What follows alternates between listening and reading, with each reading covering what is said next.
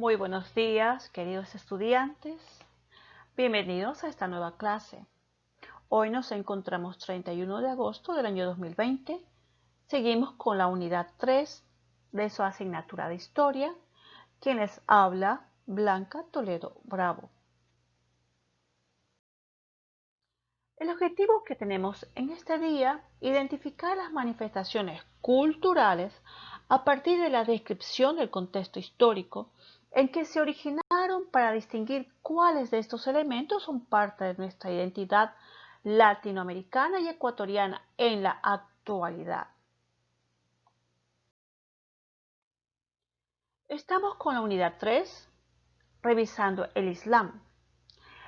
En esta mañana vamos a ver la consolidación del Al-Ándalus. Un miembro de la dinastía Omeya, Abd al-Rahman I, consiguió escapar de la matanza y llegar al-Ándalus.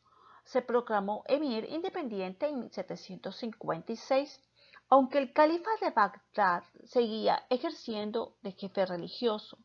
La diversidad étnica y religiosa de la población de Al-Ándalus y las luchas de las élites musulmanas por poseer las mejores tierras de cultivo provocaron graves problemas de política interna en el emirato.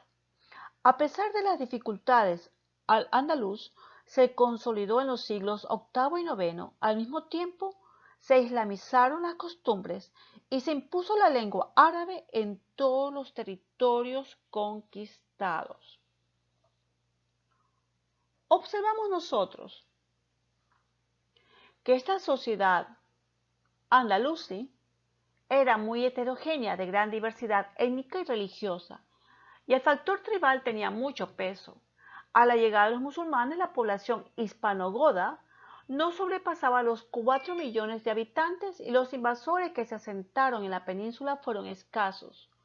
La implantación del Islam en la península se llevó a cabo mediante la conversión de gran parte de la población. Una parte de la nobleza hispanogoda se islamizó, así como la mayoría de la población campesina. Posteriormente llegaron grupos islamizados norteafricanos, sirios, egipcios, persas, que se integraron en la población como soldados o como campesinos arrendatarios. La sociedad andalusí tenían a los mozárabes, población cristiana de origen hispano-visigodo que vivía en el territorio musulmán del Andalus. Los mudéjar, musulmanes que permanecieron viviendo en el territorio conquistado por los cristianos y bajo su control político. Los muladi, población de origen hispano-romano y visigodos que adoptó la religión, la lengua y las costumbres del Islam.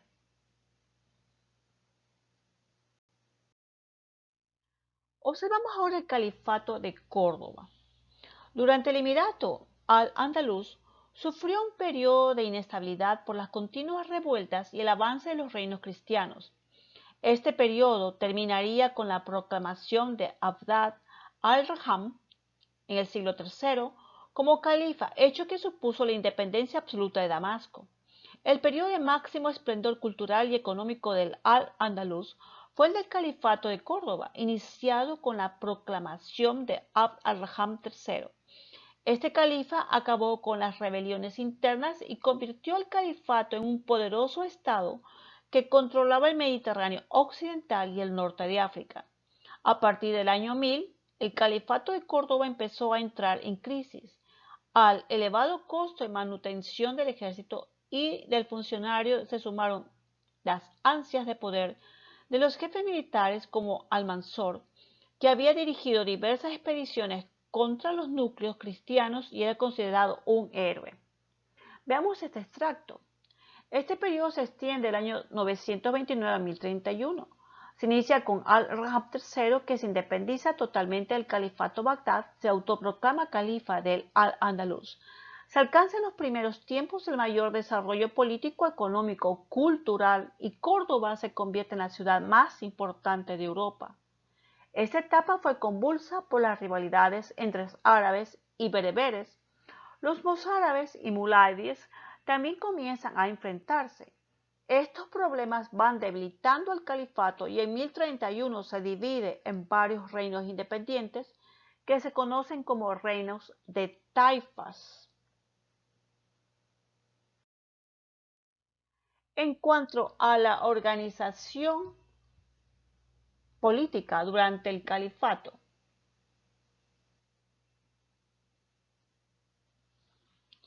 ¿qué observamos aquí?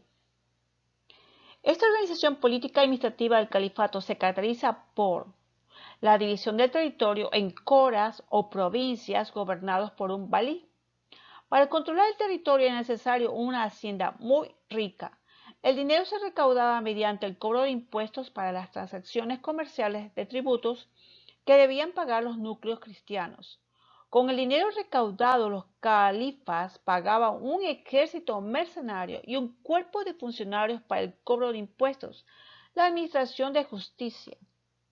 El califa ejercía un poder absoluto, político, militar, religioso, apoyado en el Hajib, primer ministro, y en diversos visires o ministros en la hacienda.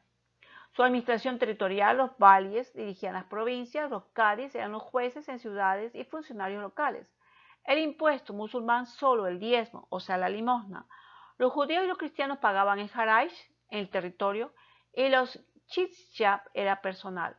El ejército principalmente formado por mercenarios andalusíes bereberes. En esta diapositiva número 6 observamos los reinos de taifás e imperios norteamericanos. ¿Pero qué son taifás? Los taifás en árabe significa bando o facción, pequeños reinos en que se dividió el califato de Córdoba y en el año 1031 facilitando la reconquista por los reinos cristianos. Muy aparte de los reinos taifás está la crisis del siglo XI, el levantamiento popular, el destierro de Hisham, el califato, nacimiento de reinos taifás, el enfrentamiento impulsa la reconquista. Estos reinos se dividen en las primeras taifas, segundas taifas y terceras taifas. Los rasgos comunes en las primeras taifas son distribuidas por familias yernias. Hay una debilidad política que se llaman parias, el esplendor es cultural. En las segundas taifas vemos que Alfonso VI conquistó la ciudad de Toledo y los almorávides reunifican al andaluz. Los almorávides caen en 1145 y nacen las segundas taifas. En las terceras taifas hay la invasión almohade que reunifica al andaluz. Esta derrota son las navas de Tolosa. Reconquistaron y fueron derrotados a finales del siglo XIV. Pues este reino, tras varias décadas de crisis, el estado andalusí quedó fragmentado en el año 1031 en numerosos reinos o taifás, como ya venimos observando. Como política militarmente eran débiles, los reyes de taifas pagaban parias, o sea, tributos, a los monarcas cristianos. Para sufragarlas, tuvieron que aumentar los impuestos, lo que provocó el descontento de la población andalusí. Como podemos ver, los impuestos a las cosas, mercaderías, no solo son de este siglo, vienen desde mucho antes. En el año 1085, Alfonso VI, rey de Castilla y León, conquistó Toledo, capital de una importante taifa. Los musulmanes del Andaluz pidieron ayuda a los almorávides, una tribu bereber procedente del norte del África que había formado un imperio. Estos controlaron al Andaluz hasta 1146. Posteriormente a la llegada de los almorávides, se reinstauraron los taifas hasta la creación del imperio almohade, procedente también del norte del África, que reunificó al andaluz. Este imperio se desintegró en 1212 tras su derrota en la batalla de los Navas de Tolosa. Vencidos los almohades, los cristianos avanzaron por el valle de Guadalquivir, zona muy debilitada a causa de las continuas luchas internas. Dominaron Córdoba y Sevilla. También Valencia fue reconquistada desde el Mediterráneo. Por favor, revisen el glosario. ¿Qué son taifas? Es la formación de pequeños reinos independientes bajo el mando de los musulmanes tras la caída del califato de Córdoba. Los almorávides es un grupo guerrero. El almohade es la dinastía que dominó el norte de África y España. Parece que África de la India y de España no estaba muy lejano porque habían, como observamos, continuos viajes. Luego de esto vemos el reino nazarí de Granada, el último reducto musulmán. ¿Ok? En el año 1232, los musulmanes solo controlaban parte de las actuales provincias españolas de Granada, Málaga, Almería y Jaén. En 1238 se creó en este territorio el último reino musulmán en la península, el reino nazarí, con capital en Granada. Fue íntegramente islámico, solo se hablaba árabe, se impuso el islam y en él no vivían cristianos. Durante 2 siglos el reino nazarí fue vasallo del reino de Castilla, al que pagaba parias y ayudaba en caso de guerra. Tras varios enfrentamientos internos, finalmente fue conquistado por los reyes católicos en el año 1492. Aquí observamos un extracto. Tras la derrota almohade, los cristianos conquistaron rápidamente Levante, Baleares y el valle de Guadalquivir. El reino nazarí de Granada se convirtió en el último baluarte musulmán de la península. Ocupaba las provincias de Málaga, Almería, Granada y la parte oriental de Cádiz.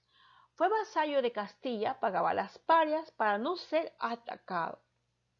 Y en 1492, como hemos dicho, fue conquistado por los reyes católicos. En esta diapositiva tenemos un resumen de lo que fue la evolución del Andaluz, lo que hemos venido leyendo durante esta lección número 3. El Emirato dependiente de Damasco, que es la conquista de la península ibérica, y se conquistó mediante un pacto. Hubo una batalla y la división del Andaluz en provincias. Seguimos con el Emirato Independiente de Bagdad. Independencia política y dependencia religiosa. Hubieron conflictos internos. Seguimos con el Califato de Córdoba, que hoy hemos revisado, con Abderramán III, la época de mayor esplendor del Andaluz. Los reinos de Taifás, las dinastías norteafricanas, pequeños reinos débiles militarmente. Los almorávides, los almohades, batalla de las Navas de Tolosa. El reino nazarí de Granada se constituyó por el pago de tributos a los reinos cristianos, la toma de Granada en 1492 por los reyes católicos. La frase para este día: los humanos necesitamos muy poco para ser felices, pero mucha experiencia para comprenderlo. Espero que esto lo entiendan. Con el tiempo lo van a asimilar. Para este día tenemos un video sobre el Califato de Córdoba al Reino Nazarí de Granada. Estaba recordando que en los videos que se suben todos los lunes en su plataforma de YouTube, no solo pongan la palabra presente, sino un comentario. Gracias. Que tengan todos ustedes un bendecido día.